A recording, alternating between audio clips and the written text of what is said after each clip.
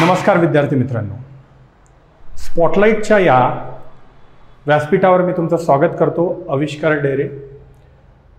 आज आपण बघणार आहोत की सोशिओलॉजीचा अभ्यास कशा पद्धतीनं करायचा असतो. सोशिओलॉजी वैकल्पिक विषय निवडताना सोशिओलॉजीच्या प्रत्येक महत्त्वपूर्ण बाबींचा विचार कशा पद्धतीनं करता येईल आणि कशा पद्धतीनं सोशिओलॉजी जर वैकल्पिक विषय म्हणून तुम्ही निवडला तर तुम्ही कसे फायद्यात राहाल याबद्दल आपण आज डिस्कस करणार आहोत. आणि सोबतच सोशिओलॉजीचा अभ्यास सोप्या पद्धतीनं तुमच्यापर्यंत कसा पोहोचता येईल याचंही आज आपण इथे वापर करणार आहोत. इन शॉर्ट काय तर सोशिओलॉजी सिंपल पद्धतीनं तुमच्यापर्यंत पोहोचवणं, डिलिव्हर करणं, कन्सेप्च्युअल क्लिअरिटी असू द्या, विविध मुद्दे असू द्या, आन्सर रायटिंगचे ट्रिक्स असू द्या, त्यानंतर सिलेबस कंप्लीशन असू द्या, नोट्स असू द्या, या सर्व गोष्टींचा इथं विचार आज आपण करणार आहोत. तर सुरुवात करूया की सोशिओलॉजी सो सिंपल, कशा पद्धतीनं सोशिओलॉजी सिंपल करता येईल या संबंधीचा विचार करूया. बघा, UPSC MPSC चा बदललेला अभ्यासक्रम दोन्ही दृष्ट्या जर बघितलं तर डिस्क्रिप्टिव्ह पॅटर्न हा आपल्यापर्यंत पोहोचलेला आहे. तर डिस्क्रिप्टिव्ह पॅटर्नमध्ये आन्सर रायटिंग म्हणजे तुम्ही जे विचार करता, जे तुम्ही आतून आहात ते लोकांपर्यंत किंवा त्या पेपर ज्यांना सेट केलेला आहे किंवा जी UPSC MPSC आहे ज्यांना प्रशासकीय अधिकारी म्हणून तुम्ही कशा पद्धतीचं व्यक्तिमत्व आहे याचं रिफ्लेक्शन डायरेक्टली आन्सर रायटिंगमधून मिळतं. मग आता हा जो डिस्क्रिप्टिव्ह पॅटर्न झालेला आहे हा सोपा झाला आहे का कठीण झाला आहे? मग जर आता ही डिस्क्रिप्टिव्ह पॅटर्न निर्माण झालेली आहे तर अशा पद्धतीचा वैकल्पिक विषय निवडणं की ज्यामधून तुम्हाला इतरही GS पेपर स्टडीजला किंवा इंटरव्ह्यू, व्यक्तिमत्व, जी पर्सनॅलिटी टेस्ट असते त्यामध्येही कशा पद्धतीचा त्याचा उपयोग होऊ शकेल या सर्वांचा विचार करणं गरजेचं राहतं. मग आपण पेपर पॅटर्न जर बघितला MPSCचा जो नवीन फॉर्मॅट आहे त्यानुसार आणि UPSCचा आधीपासून असणं, तर GSचे पेपर 4 असतात ज्यामध्ये 250 मार्क 4 पेपर असतात बघितले. त्यानंतर AC चा 250 मार्कचा पेपर असतो आणि ऑप्शनल सब्जेक्ट जे की 2 पेपर 1 पेपर 2 याचे टोटल 500 मार्क्स असतात. मग या सर्वांचं एकत्रीकरण केलं 1000 मार्क्स या पेपरचे, 250 मार्क ACचे आणि 500 मार्क्स ऑप्शनलचे. मग आता हे या कॅल्क्युलेशनमध्ये हे 500 मार्क्स खूप महत्त्वाचे ठरतात. कारण या वैकल्पिक विषय का महत्त्वाचा ठरतो, तो कशा पद्धतीनं अभ्यासला तर त्यामध्ये स्कोअर करता येईल याकडेही बघणं गरजेचं असतं. कारण 500 मार्क खूप मोठी गोष्ट आहे विद्यार्थी मित्रांनो.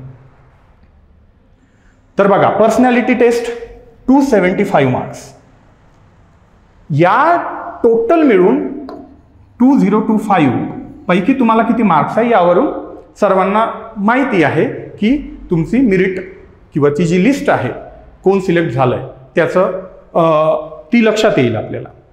मग ऑप्शनल सब्जेक्ट कशा पद्धतीचा असावा याकडे आज आपण लक्ष देणार आहोत. सिलेबस तुम्हाला सर्वांना माहिती आहे, तुम्ही बघितला पण असेल. नोटिफिकेशन, गॅझेटेड नोटिफिकेशन MPSCचा असू द्या UPSCचा असू द्या, आपल्याला ते माहिती झालेलं आहे. मग आता ऑप्शनल चूज करताना कोणकोणत्या गोष्टी महत्त्वाच्या ठरतात की ज्याचा तुम्ही विचार करायला पाहिजे आणि का महत्त्वाच्या असतात? बघा, कारण ऑप्शनल सब्जेक्ट तुमचं अंतिम क्रमवारी ठरवण्यात मदत करते. लिस्टमध्ये 500 मार्क्स आणि मॅक्झिमम स्टुडंट जे आहेत GS पेपर 1, 2, 3, 4 यामध्ये जवळपास एका रेंजमध्ये मार्क्स असतात आणि हे ऑब्झर्वेशन आहे, तुम्ही कुठं पण बघू शकाल. मग रँक ठरवण्यासाठी महत्त्वाचा पेपर कोणता? एक ACचा पेपर राहतो आणि दुसरा असतो ऑप्शनल. मग सर्वात महत्त्वाचं आहे या 500 मार्क्सची तयारी कशा पद्धतीने आणि किती व्यवस्थित करण्यात येईल याकडे आपण लक्ष दिलं पाहिजे. दुसरं आहे ऑप्शनल निवडताना ठराविक अभ्यासक्रम, तो ऑप्शन, त्या ऑप्शनचा ठराविक अभ्यासक्रम आपल्यापर्यंत पोहोचलेला आहे का? तो अवेलेबल मार्केटमध्ये अवेलेबल आहे का?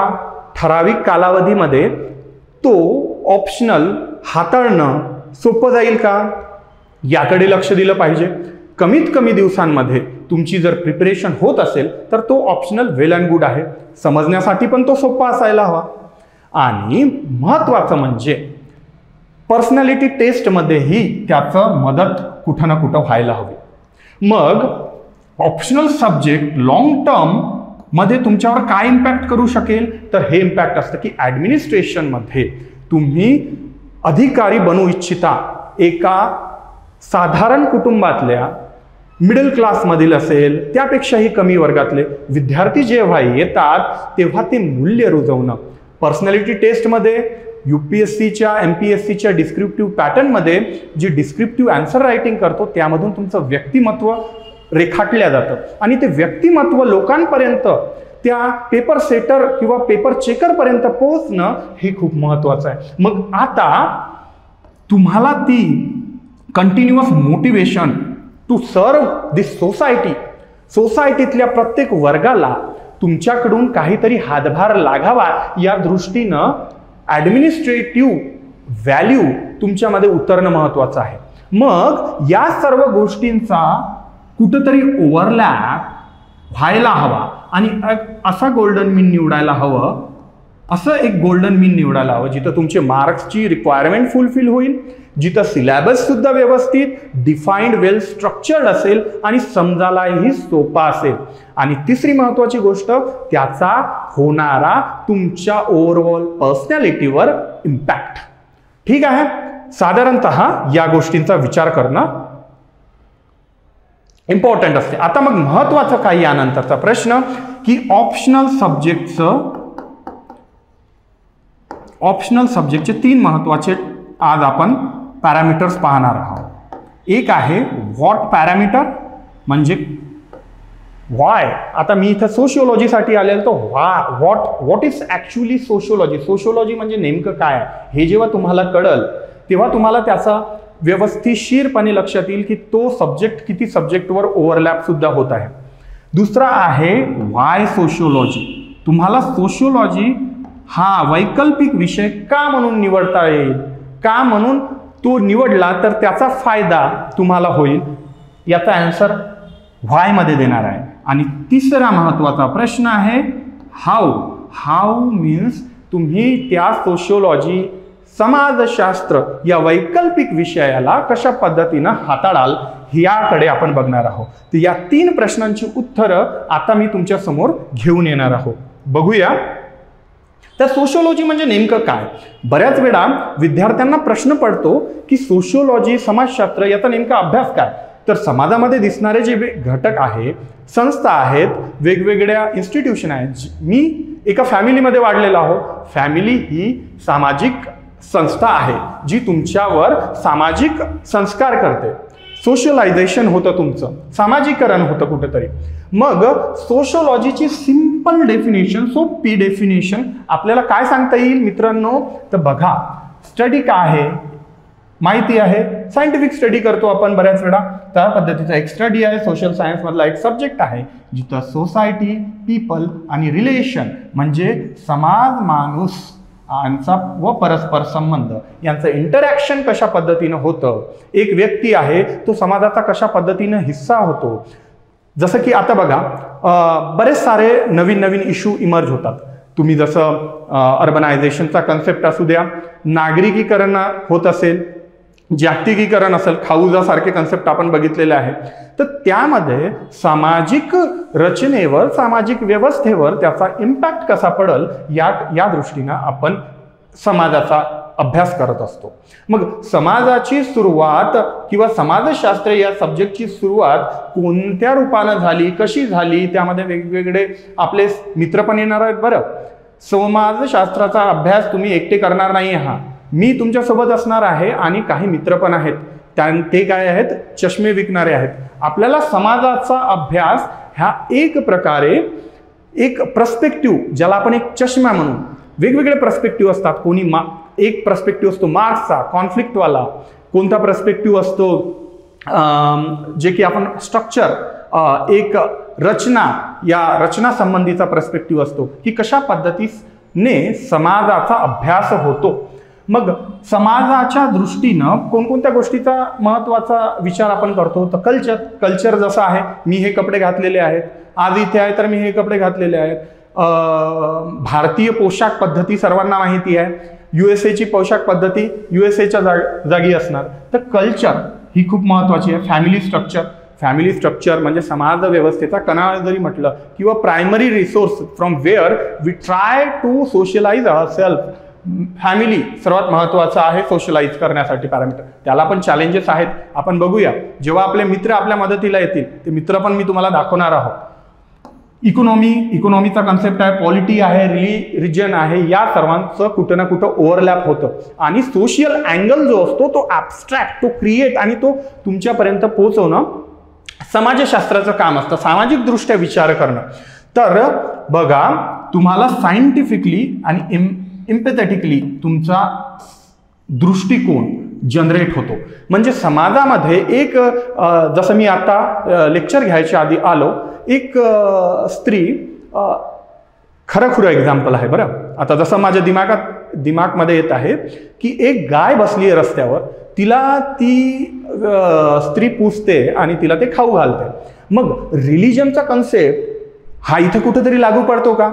मग तुमचा जेव्हा सोसायटीचा अभ्यास किंवा त्याचं स्ट्रक्चर तुम्ही सिंपल लँग्वेजमध्ये जेव्हा अनुभवता, तेव्हा तुमच्या कुठेतरी लक्षात येतं की समाजशास्त्राचा अभ्यास आपल्या दैनंदिन जीवनाचा खूप मोठा हिस्सा आहे.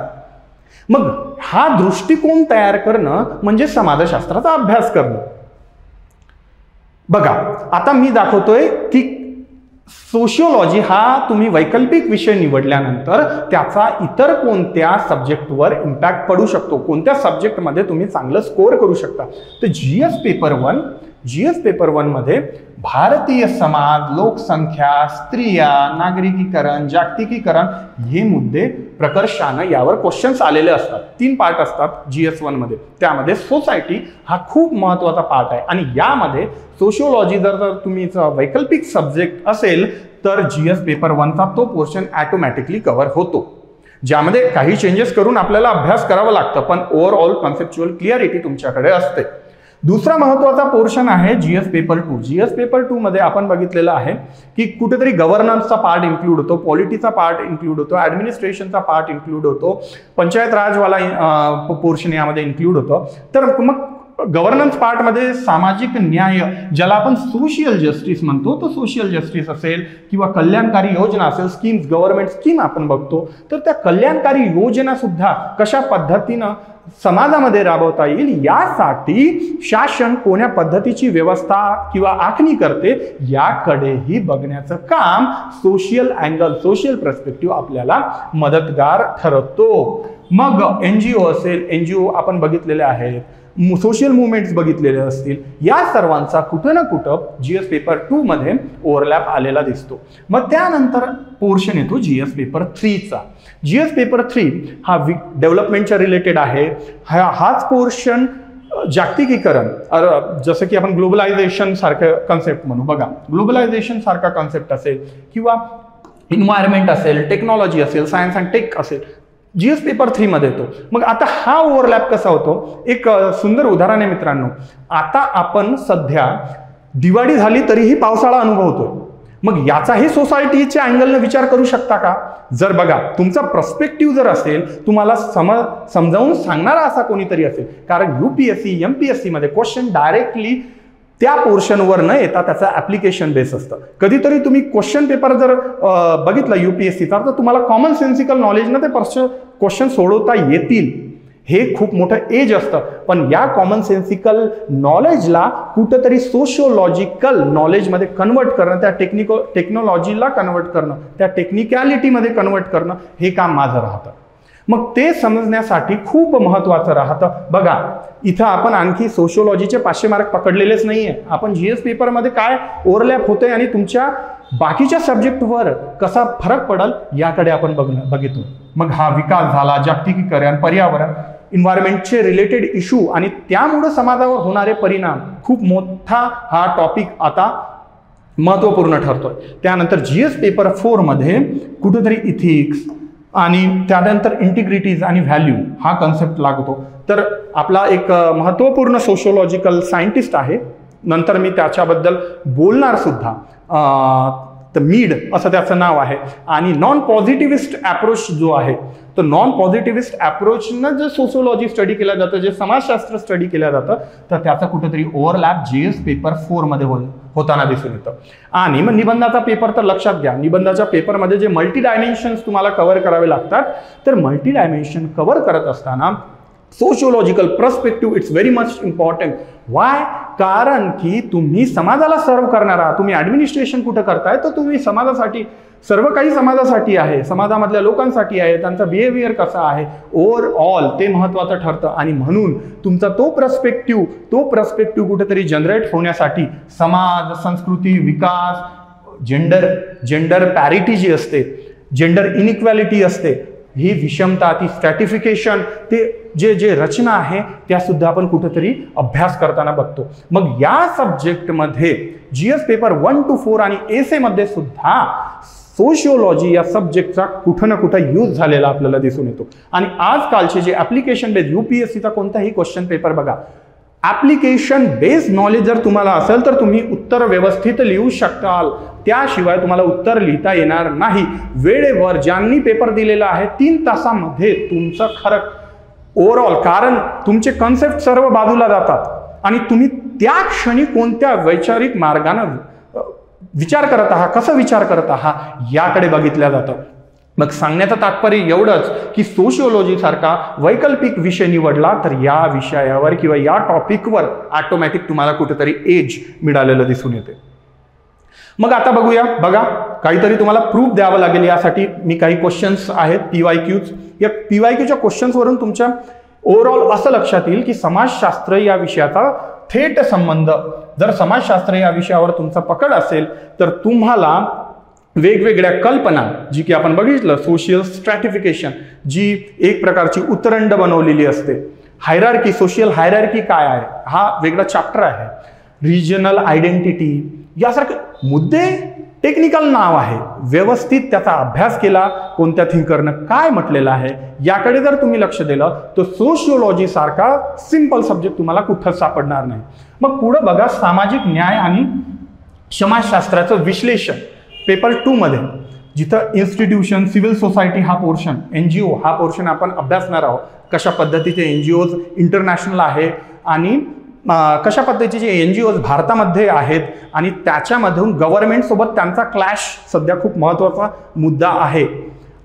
फॉरेन कॉन्ट्रीब्युशन रेग्युलेशन ऍक्ट वगैरे जर तुम्ही अनुभवलं असेल, लडाखमध्ये जे सध्या मुवमेंट चालू आहे ती असेल, जेनझी मुवमेंट असेल, खूप ज्याला काय म्हणू, इंटरॅक्शन एवढं छान होतं ना सोशिओलॉजीच्या सब्जेक्टमध्ये. ते इंटरॅक्शन, ते वेल फोकस, आणि तुम्हाला हा सब्जेक्ट स्टडी करताना असं लक्षात येईल की मी माझ्या जीवनामध्ये घडणाऱ्या घटनांना विविध पद्धतीनं अभ्यास करतोय.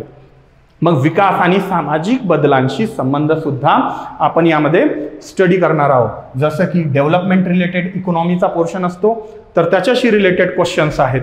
हे क्वेश्चन्स आपण नंतर एक व्यवस्थित बघणार आहोत, यामध्ये काय आहे, याचे स्ट्रक्चर कसे राहतील. मी तुम्हाला एक ओव्हरव्ह्यू देतोय, कंपॅरेटिव्ह अनालिसिस सांगतोय की Y you should sociology as your optional subject. तर बघा, पेपर 4 मध्ये पण नैतिकता आणि सामाजिक संबंध, सोशलायझेशन, व्हॅल्यूज याचं सुद्धा मी उदाहरण दिलेलं आहे. How does empathy differ from the compassion, आणि या ज्या गोष्टी आहे, एम्पॅथेटिक अंडरस्टँडिंग, सेल्फ कसा जनरेट होतो, त्यानंतर सेल्फ, आय आणि मी मध्ये कसा डिफरन्शिएट होतो, जी मेडनं केलेलं आहे, त्यानंतर फिनोमिनॉलॉजी, इथनोमेथोडॉलॉजी, हे जे कन्सेप्ट आहे नावामध्ये सोडा, नाव एका जागी आहे, त्या नावातून काय गोष्टी तुमच्यापर्यंत कशा पद्धतीने घेऊन यायचं ते माझं काम. बघा, आणि महत्वाचा मुद्दा की टाइम बाउंड किती आहे, जवळपास 4 महिने, 3.5 ते 4 महिने जर तुम्ही व्यवस्थित प्रिपरेशन केली तर सोशिओलॉजी सारखा सब्जेक्ट कम्प्लिटली तुम्हाला तुमच्या हातामध्ये व्यवस्थित बसतो. तुम्हाला कन्सेप्च्युअल क्लिअरिटी होते सोबत. कन्सेप्च्युअल क्लिअरिटी मी करणार, मेहनत तुम्हाला करायची आहे आन्सर रायटिंगची, कारण महत्वाचं आहे पेपरामध्ये तुम्ही काय लिहिणार.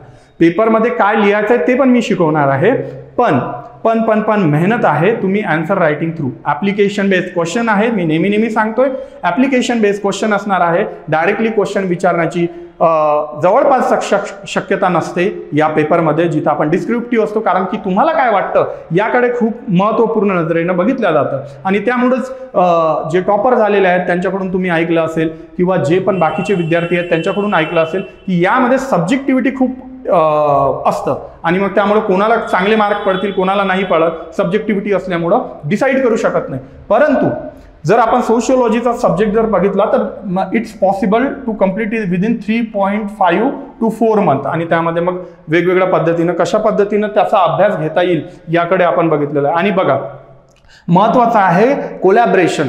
ऍप्लिकेशन मी नेहमी म्हणतोय, ऍप्लिकेशन म्हणजे नेमकं काय, तुमची थेरॉटिकल नॉलेज आहे. थेरॉटिकल नॉलेज कोणी पण तुम्हाला या जमान्यामध्ये जे इंटरनेटचा जमाना आहे, lot of resources, tons of resources available आहे, पण काय अभ्यासायचं आणि काय अभ्यासायचं नाही यामध्ये डिफरन्शिएशन करणं महत्वाचं ठरतं. आणि काय अभ्यासायचं नाही हे महत्वाचं असतं, यासाठी मेंटरशिप आवश्यक असते. मग काय त्या 3 ते 4 महिन्यामध्ये मी करू शकेल, मग ते जर लक्षात आलं, ते जर कळलं, तर तुम्हाला कुठंतरी लक्षात येईल की yes, definitely it's possible to clear the subjective pattern also.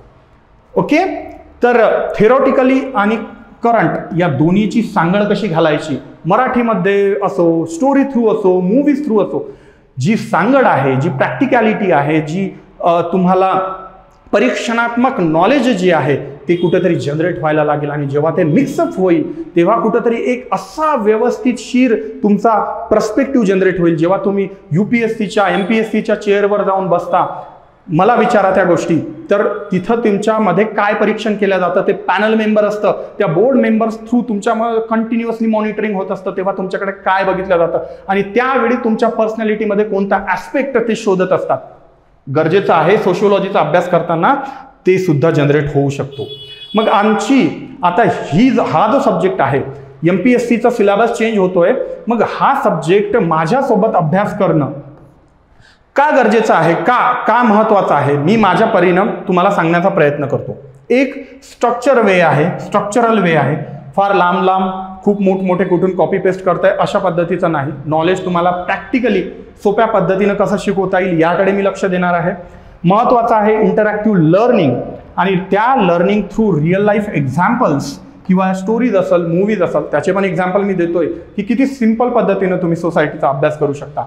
Plus included you have to remember some things. आणि मी जेवढा सांगतोय तेवढा अभ्यास जर केला ना तर it's very doable within 4 months, 3.5 to 4 months. Okay, now next thing is technique build for long term conceptual clarity. Conceptual clarity कधी होत असते, जर तुम्हाला तो मुद्दा पटलेला असेल, तुम्हाला सांगितलेलं असेल, तुम्हाला एखादा गेम आवडत असेल तर तुम्हाला त्याचे नियम माहिती आहे, कशा पद्धतीनं तो गेम खेळायचा असतो, मोबाईलमध्ये व्हॉट्सअप कसं यूज करायचं तुम्हाला माहिती आहे, त्याच पद्धतीनं तुमचे जर कन्सेप्ट क्लिअर असतील सोशिओलॉजीमध्ये तर ऑटोमॅटिकली तुम्ही तो सब्जेक्ट व्यवस्थित रूपानं हाताळू शकता.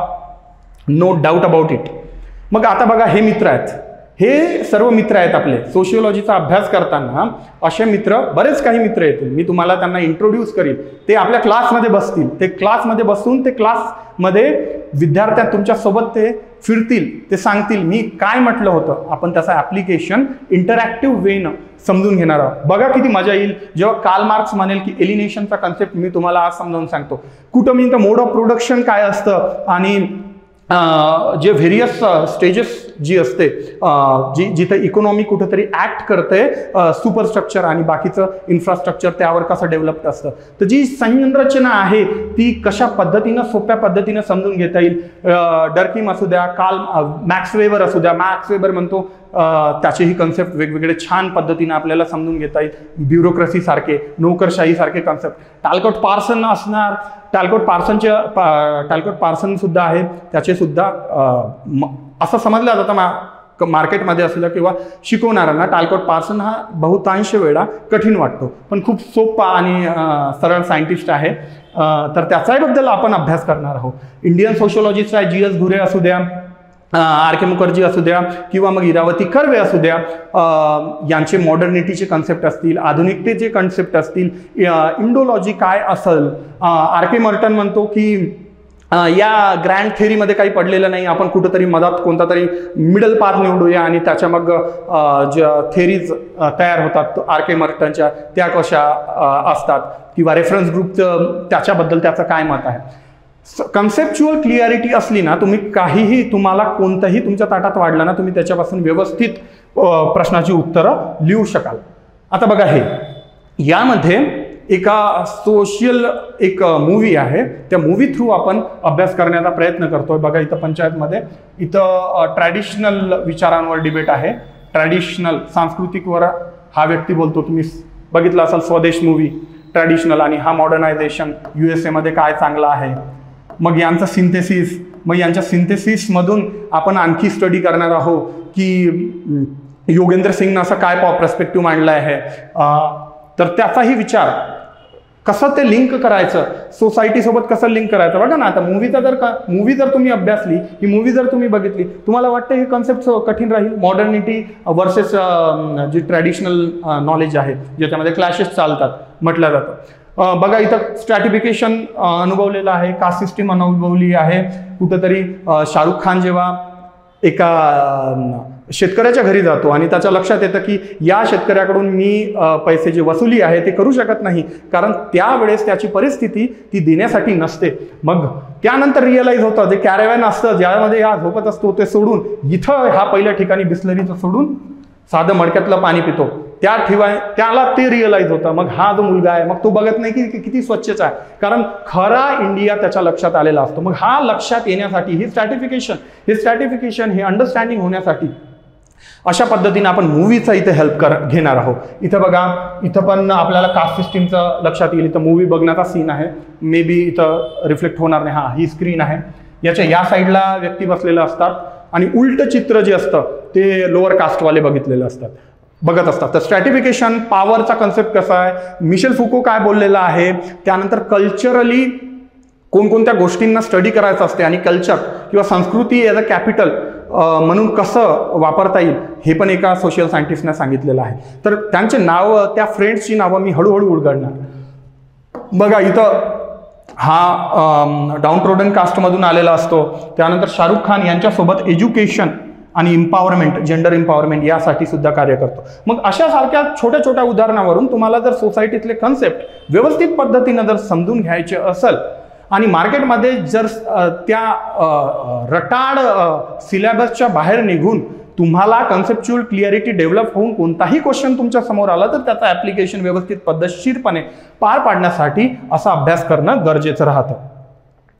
मग आता आपण करंट सोबत सुद्धा हे पोर्शन लिंक करू शकतो की करंट लिंकेजेस जर बघितले तर करंट सोबत एक सर्वे होता, युनायटेड नेशन पॉप्युलेशन फंडनं म्हटलेला आहे की इंडियाचा जो फर्टिलिटी रेट आहे तो फर्टिलिटी रेट 2 पेक्षा कमी झालेला आहे. तर मग हा फर्टिलिटी रेट 2 पेक्षा कमी जर झालेला आहे तर त्याचा सोसायटीवर कशा पद्धतीचा इम्पॅक्ट पडेल. बघा, इंडिया आहे, नॅशनल फॅमिली हेल्थ सर्वे इथं सांगितलेलं आहे. तर मग डिपेंडन्सी रेशो कसा राहील, कोण कोणावर डिपेंड आहे. जर जन्मदर कमी होत आहे आणि मृत्यूदर सुद्धा कमी होत आहे तर कुठेतरी पॉप्युलेशनचे ओव्हरऑल ॲस्पेक्टमध्ये, डिमांड अँड सप्लायमध्ये, मग ते वर्कफोर्स असलं तरीही कशा पद्धतीने वर्कमध्ये, पॉलिटिक्समध्ये त्याचा इम्पॅक्ट पडू शकतो, पॉलिसी मॅनेजमेंटमध्ये कसा इम्पॅक्ट पडू शकतो. मग फॅमिली असेल, मॅरेज असेल. आधीच्या काळामध्ये व्यक्तींना 5-5, 6-6 मुलं असायची, आताच्या काळामध्ये 1 असतं. मग फिलिओसेंट्रिक एका विद्यार्थ्याच्या किंवा एखाद्या मुलाच्या पर्स्पेक्टिव्हनं घर कसं फिरतं हे सुद्धा कन्सेप्ट त्याला लागून येत असतात. मग ही जी अंडरस्टँडिंग आहे, ही कन्सेप्च्युअल क्लिअरिटी आहे, पेपरमधल्या न्यूज आहे, ह्या कशा कनेक्ट करायच्या हे जर तुम्हाला कळत असेल, कोणत्याही ठिकाणी करत असेल तर तुम्ही खरं UPSC MPSCचा सब्जेक्टिव्ह अभ्यास करताय असं म्हणलं जाईल.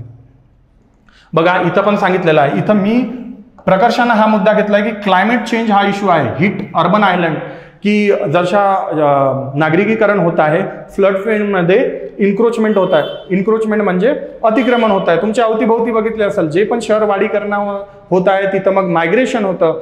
आणि ते विविध लोक तिथं जमावले असल्यामुळं आणि त्यांची पर्चेसिंग पॉवर, त्यांची क्रयशक्ती कमी असल्यामुळं त्यांना त्या शहरामधल्या सुविधा तर आवश्यक असतात, परंतु गरिबीमुळं त्या भेटू शकत नाही. तर मग अशा ठिकाणी स्लम जनरेट होतं आणि स्लम अशा ठिकाणी फ्लड प्लेनमध्ये जनरेट जर झालं तर बाकी कन्स्ट्रक्शनवर त्याचा इम्पॅक्ट पडतो आणि एक अर्बन प्लॅनिंग कुठेतरी विस्कळते आणि त्या अर्बन प्लॅनिंग जर विस्कळली तर कुठेतरी हीट आयलंड तयार होतं. बघा इथं असेल, हां yes, urban heat island effect.